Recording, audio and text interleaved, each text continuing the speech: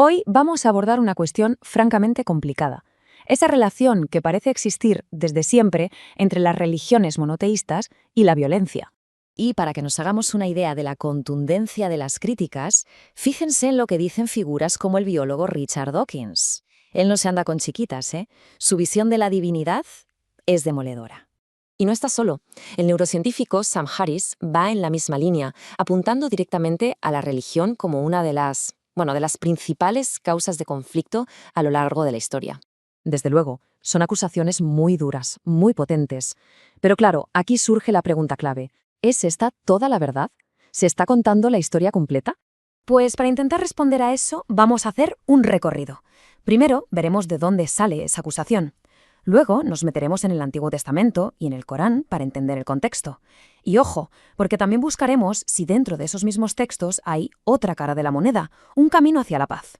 Venga, pues empecemos por el principio. ¿Cuál es exactamente la acusación?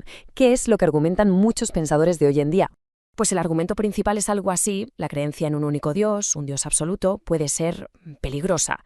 Porque si se cree tener un mandato divino, una verdad absoluta, es muy fácil sentir una confianza total en que lo que se hace está bien. Y claro, esa certeza puede hacer que desaparezcan los frenos morales que normalmente impiden ser violentos. Vale, tenemos la acusación sobre la mesa. Ahora toca ver las pruebas, y para eso nos vamos a ir directos al Antiguo Testamento. Y aquí, antes de seguir, es interesante pararse un momento, porque la violencia que encontramos en estos textos no es toda igual. Se puede clasificar, digamos, de varias maneras: por cómo se manifiesta, si es explícita o está más escondida, y también por quién la ejerce, si son los humanos o es el propio Dios o humanos actuando en su nombre. Y dentro de esto nos topamos con uno de los conceptos más chocantes, más difíciles de digerir, el herem o anatema, que básicamente era una práctica de aniquilación total de un enemigo como una especie de ofrenda a Dios. Pero, y esto es clave, hay que ponerlo en su contexto. El antiguo Israel no vivía en una burbuja. El mundo de aquella época, el antiguo Oriente Próximo, era un lugar tremendamente violento. Los imperios como el asirio eran brutales y la idea de dioses guerreros era lo más normal del mundo, no era algo raro. Y los propios textos bíblicos no lo esconden, ¿eh? Son muy explícitos. Pasajes como este que vemos del libro de Números son durísimos. Describen órdenes directas de matar a hombres y niños y de quedarse con las muchachas jóvenes como botín de guerra. Bien, dejamos el Antiguo Testamento por un momento y pasamos al Corán, que es otro de los textos que a menudo se señalan como fuente de violencia.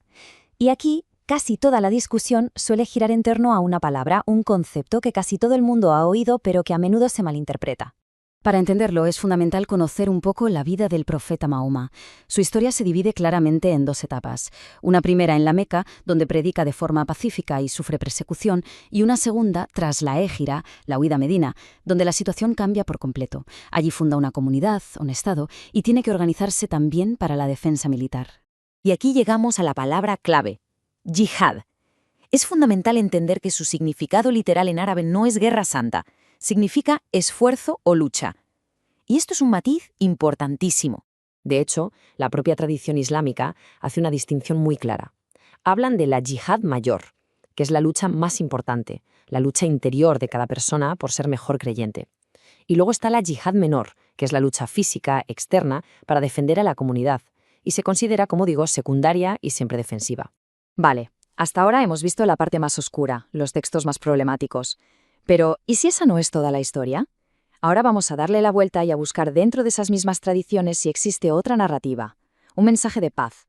Y la sorpresa es que sí la hay. Y empieza. En la primera página de la Biblia. El relato de la creación, en el Génesis, no habla de guerra, sino de paz. Dios crea hablando, no luchando. Declara que todo es bueno.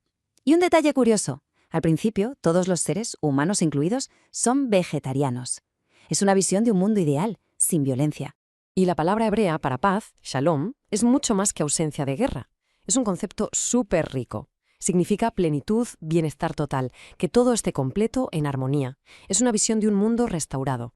Incluso en las partes de la ley, como el libro de Levítico, encontramos mandatos éticos potentísimos. Hablan de cuidar al pobre, al extranjero, de no oprimir, de ser justos, y culminan en esa famosa frase de «amarás a tu prójimo como a ti mismo». Y algo parecido ocurre en el Corán. No se limita a permitir la guerra, sino que intenta ponerle límites, regularla. Establece unas reglas de combate muy claras. La guerra es el último recurso, se prohíbe matar a civiles, mujeres, niños, y se exige tratar bien a los prisioneros. Para su época, esto era un avance enorme hacia un conflicto más humano, por así decirlo. Todo esto nos lleva a la parte final. Vamos a tomar un poco de distancia y a plantearnos una pregunta mucho más grande. ¿Cuál ha sido realmente el papel de la religión en todo esto? Para intentar responder, nos puede ayudar la idea de un filósofo, Karl Jaspers. Él habló de un periodo fascinante de la historia, entre el 800 y el 200 a.C. más o menos, que llamó la era axial. Lo interesante de su teoría es que sugiere que todas estas grandes religiones y filosofías que nacieron en esa época no fueron la causa de la violencia de su tiempo. Al contrario, fueron una reacción contra la brutalidad de los grandes imperios. Fueron, en cierto modo, el intento de la humanidad de buscar un código moral superior para superar esa violencia. Y claro, esta idea lo cambia todo. Nos deja con una pregunta final mucho más compleja que la del principio. Quizás la pregunta no es si estos textos son violentos, sino si son la fuente de la violencia. O si, en realidad, a pesar de sus contradicciones, representan uno de los primeros e imperfectos intentos de la humanidad por ponerle límites, por contenerla.